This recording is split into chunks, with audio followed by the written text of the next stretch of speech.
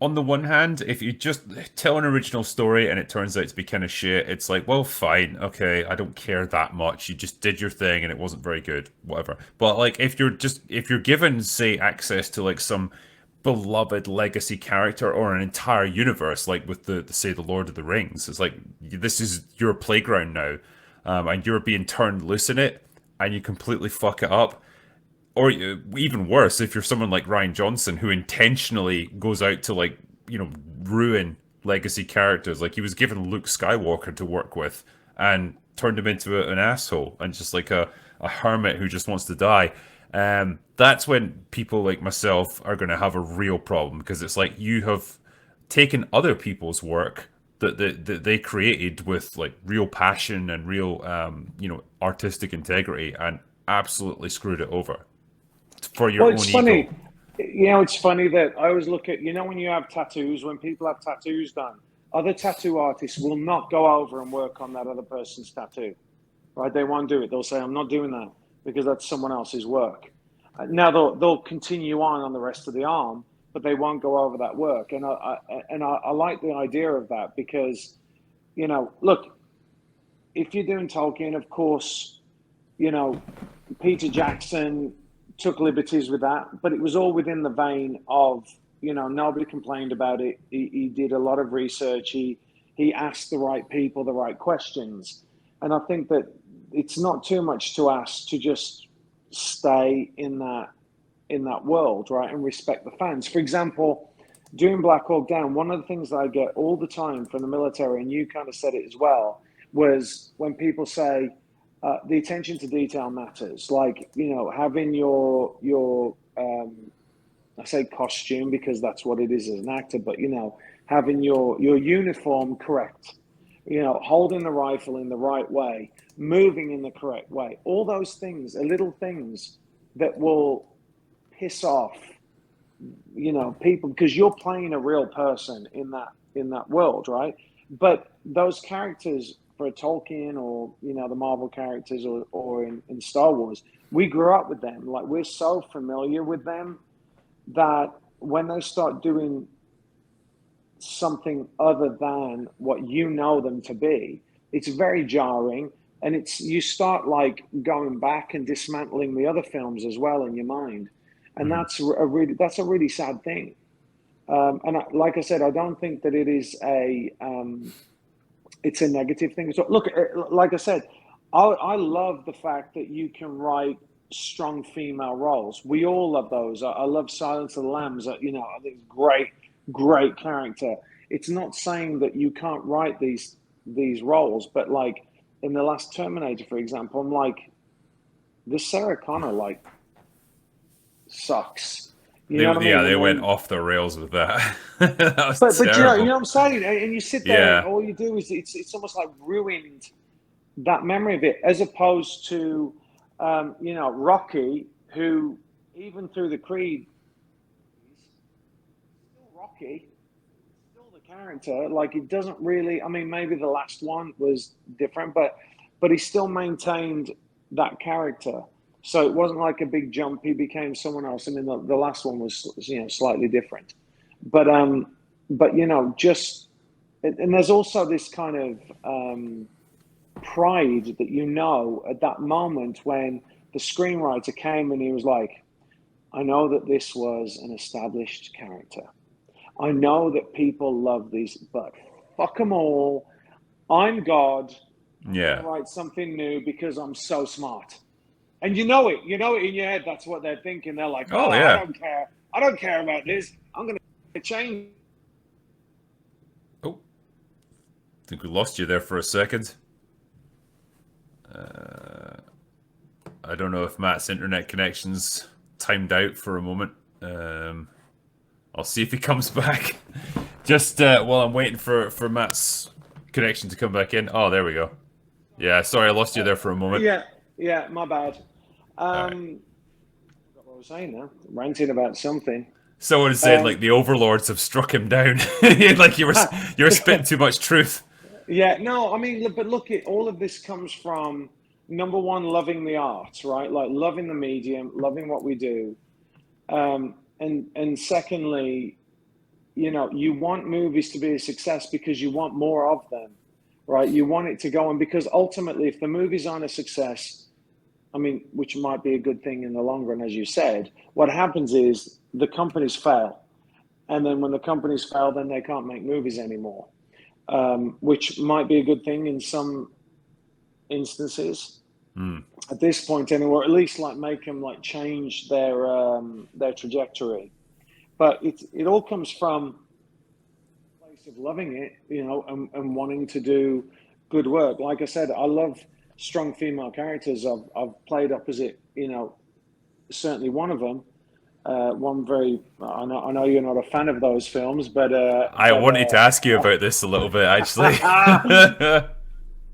yeah, but you know, I mean, like I said, I just want them to be written very well, and you know, so I'm not like, oh my gosh, like, why are you trying to say this? Like, it's okay to be vulnerable, but it's okay to be strong as well. It's okay to say that that person can be like Mulan is a classic example, right? I know you talked about Mulan in one of your videos, but that is a, you know, a classic example of why become like this super overpowered person instead of overcoming something. Like, I'd much rather see someone that can overcome something than just come in like, you know, like a some kind of a elite warrior from the very beginning, because there's nowhere to go, and Yeah. that's really sad. I mean, it's crap filmmaking as well, actually.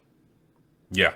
It's just it's lazy, and it kind of like gives you a really crap message to your audience as well. You know, it's like well, the Mulan was a good example of, you know, instead of teaching them like, look, you can overcome adversity through hard work, determination, perseverance. Like, life's going to throw you a lot of curveballs and like hit you with some really hard knocks, but it's your ability to get up and keep yourself going that really makes the difference. To the new one, where it's just like teaching people, you're just amazing the way you are, and the rest of the world just needs to learn to deal with that. And I Yeah. think, God, what a terrible lesson to teach young people. Like, they're going to take that, go out into the world, and just get their asses kicked. You know, Well, life's, the problem is the people that wrote it were told that. And guess yeah, what? They got a job at the company without really having to work their ass off or anything like that. I'm not saying in particular that person, but someone making those decisions. You know, it might even be the executive that says, "I want it like this," and the writer goes off and does it. But at the end of the day, it's because those are the people that are out there, and they know inside that they didn't work for it. They know, and that's part of my theory on why actors sometimes are so extreme with their politics, is because really they're like, I don't really deserve to be here. I'm making shit tons of money and I'm flying all over the world and I feel really bad about it. So I'll just say a lot of stuff, you know. Oh, by the way, I'm just going to Bora Bora and my G5, but you know what? Climate change. yeah, And I'm just like, yeah, I worked for every fucking thing that I've earned. yeah, Every single thing. Every single thing I worked for. I've earned every dime. I come from nothing, single parent, you know, working class council estate. I have no shame at all, like no shame about that. And so that's why I stand up to people. I'm like, listen, I bought a truck. I bought a truck because I wanted a truck, you know, and you're not going to shame me into not driving my fucking truck, right? Because I love my truck and I always wanted one. oh yeah, You know what I'm saying? because it's not like this size and it's not powered by like electricity or. Yeah, yeah. And by the way, I've also lived in California and I've also been there when they've said, please don't keep your air conditioning on because the power grid can't take it. So I'm like, you can go and have your trucks if you want, but you know, your electric vehicles if you want, but you're not going to be able to power them. It's dude, it's all hypocrisy. I hate hypocrites. And that's one of the reasons why I started to open my gob on Twitter, because I'm like, I know what you guys are like on set. Don't give me this bullshit. Like, Yeah, just don't do it. It's patronizing. Everyone sees it, and I don't want to be associated with that because that's not what I am. That's not who I am. I didn't. You know, the things that I believe in, I'm very proud of, and I came to a conclusion on them through going through a process in my life of learning and failing, and trying to figure out shit. Right? That's life, and I might be wrong with some of those things, and if I am, I'll go, I'm sorry, I'm wrong. But you know, I certainly, my main thing is, dude, is not pontificating about things that I don't know anything about, right? Like I'll fairly say, hey, listen, I can talk about film industry, I know it. I can talk about freedom because I like having it. Yep. It's like, and other things, because that affected my life, and if it affects my life, I have a right to speak about it. And I feel like, I watch some things like Ruffalo. I'm like, shut your Oh, mouth, that will man. you? Like, shut God. up, shut up. Like everything he comes out with is just. And by the way, listen, I totally believe it was like I am a meat puppet. I say other people's words for a living, and I pretend, right? I don't think that I'm some kind of great political sage that should be listened to. I don't. But when you get to a point where everybody else is saying shit and there's no other side, there's no one else coming back and going, hang on a second, don't, because I'm in this industry, I'm sick to death of people going, oh, Hollywood. I'm like, hang on a minute, hang on. We're not all the same. We're not this like, big Yeah. generic block of people. So that's why I started opening my mouth. I really didn't want to. I'd rather have just shut up and got on with my job. I think for the most part, I think it ruins people's enjoyment of watching films when you're like, oh my God, Rob Reiner, shut up, Mm. right? Like, you just you say things about people. I've been in the room, and by the way, look, the majority of actors, when you start coming up, you're on the left, at least like a little bit on the left from center, and then you start having to pay tax and you start moving towards the right, uh, you know, Yeah. uh, and then you start reading about the world, and you have kids, and things change and that's just a natural process in life, or you don't, and you just become kind of really indoctrinated. But you know I never saw myself as someone that would come out and speak about these things. But I think that certainly, again, talking about the message in movies, it's because it's just ruining it for. I wouldn't want any other. I just want to experience. I want to go to a film and I want to be entertained, and I don't want something shoehorned in there. If something isn't, like you said about Top Gun, like having a diverse cast absolutely worked in that situation. There's not one moment where I was like, hang on a second, loved all the characters. It was great. But when you start coming in and fucking with the system, like, just storytelling, because, gotta get this in here.